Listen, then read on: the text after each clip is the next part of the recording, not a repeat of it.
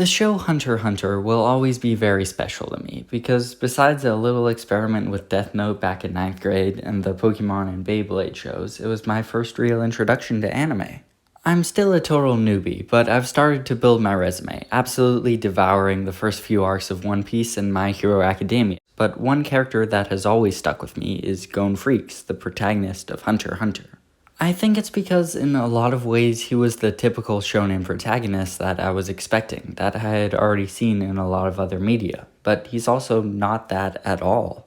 Sure, like most other main characters, he's incredibly friendly and will never give up on his goals, but that's just the thing. What makes Gon the same is exactly what sets him apart, because when I say he never gives up, I mean he never gives up.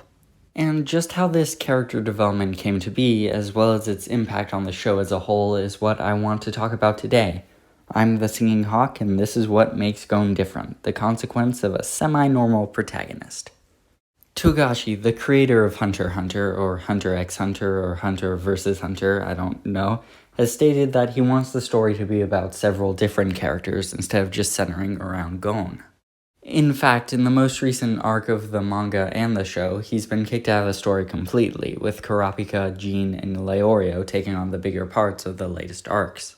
So unlike a lot of other protagonists, Gon doesn't have a particularly interesting, complex backstory that would keep the show centered around him. Instead, he's had a relatively normal childhood, and now he's just a kid, albeit a very strong one, who wants to find his dad. He also doesn't have any special innate ability that makes him a powerhouse character, like Luffy from One Piece. Instead, he's weaker than pretty much everyone he meets early on, and he repeatedly gets his ass handed to him in a way that's not typical of shonen protagonists who tend to win most of their battles. This goes a long way to making Gon feel less, let's say, important, and therefore he distracts less from all the other characters. He isn't the chosen one who's meant to save them all with his superhuman fighting skills or special gift. Instead, he's just a kid who's a small part of a much larger world. Sure, almost everyone they come across remarks on how much potential Gon possesses, but that potential doesn't immediately develop into much of anything. For example, during their fight, Gon was able to land a punch on Hisoka, which is amazing, but it soon became very clear that Gon was still seriously out of his league, and he ultimately lost the match. Gon is physically strong and immensely gifted, but there's a very deliberately slow power crawl for him over the course of the series. Just when we think he's a total badass for being the Heaven's Arena guys, the Phantom Troop shows up. And they make Gon and Killua both feel like little kids with toy swords by comparison. What I'm saying is that instead of making the show a power fantasy where the main character is so much stronger than all the villains he faces, Hunter x Hunter is allowed to focus more on the character development of each member of their cast, because focus is never drawn by a chosen one type character. This is all done, at least I think, to make Gon, although still engaging, not insanely interesting or special as a character, leaving Togashi totally free to explore the other characters and arcs. Since Gon is not the chosen one, it never feels like his story is much more important than any of the other characters, so the audience doesn't feel betrayed or bored when the focus shifts a bit.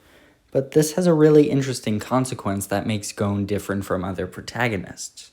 Because, as I've repeatedly said, since he isn't the chosen one and can't brute force his way through most challenges, he has a lot more, let's call it, tenacity than other characters. I noticed it first during the final stage of the Hunter exam when he refuses to concede victory to Hanzo, even when Hanzo beats him up, going so far as to break Gon's arm. Then when he goes to fetch Killua from the Zoldyck Manor, he once again endures immense physical pain all to see Killua.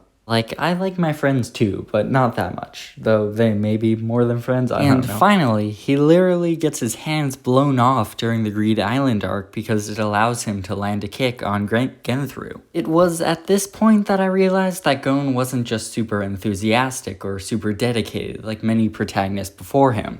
Gon is seriously unhinged. I mean, he has to be, because Togashi created him not to be the chosen one who can defeat any enemy through just trying hard enough. If Gon wants to achieve his goals, then he has to do so by making real sacrifices and putting up with a truly intense amount of pain. With a lot of other shonen protagonists, they always claim that they'll do whatever it takes to achieve their goal, like going through some sort of torture, but that never actually happens. At least not usually, and usually not in the worst way. Whether it be through the power of plot armor that only a shonen protagonist possesses, their superhuman abilities, or even the power of friendship, they're rescued for making these sacrifices, always managing to find a way around it. For example, I just watched an episode of One Piece where Luffy was about to be executed until a bolt of lightning from the heavens came down and snapped the blade that was about to decapitate him. Apparently, it's a sign that the heavens have a plan for him, need him alive. I don't know, I just started One Piece, please don't make fun of me, but that is some serious plot armor, any way you look at it. All I'm saying is, if that's Gon, he's getting his head sliced off, only for him to reattach it to his head through sheer force of will, and beat the crap out of the executioner. He's never allowed to take the simple or easy way out because he's pretty weak for most of the show. The power crawl, the entire structure of the Nen system, and the villains he faces make sure of that. And this results in you really feeling the weight of the challenges he's facing more than any other in shonen anime. Not that other protagonists haven't shown tenacity before. Another example is Deku from My Hero Academia. He says that he'll work hard enough to become a superhero, even with no powers, but he never actually has to do this, because he's obviously the main character. All Might shows up and gives him his insanely powerful quirk. That's not a slight on My Hero Academia or the character of Deku. He works really hard throughout the course of the series to make his body capable of using One for All, but the fact is that Gon never got that type of luxury of someone giving him his power.